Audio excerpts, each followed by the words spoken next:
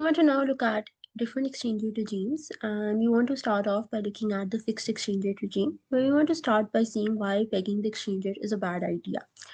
Now, under a fixed exchange rate regime and perfect capital mobility, the central bank can no longer use monetary policy as a policy instrument for domestic goals, since monetary policy has now to be used to maintain the fixed exchange rate. So it loses a policy instrument, which reduces its ability to respond to shocks.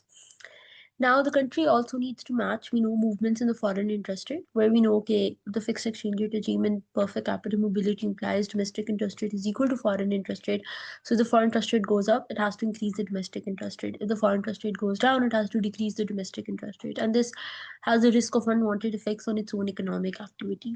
Now, the country loses control of monetary policy, but it still retains control of fiscal policy. But we know expansionary fiscal policy can increase the budget deficit.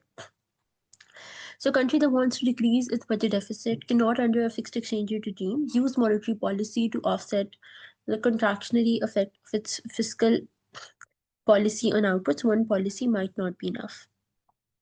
So fixed exchange rates may also be subject to speculative attacks if investors don't believe that monetary authorities will be able to defend the peg, right? So it's also subject to these speculative attacks.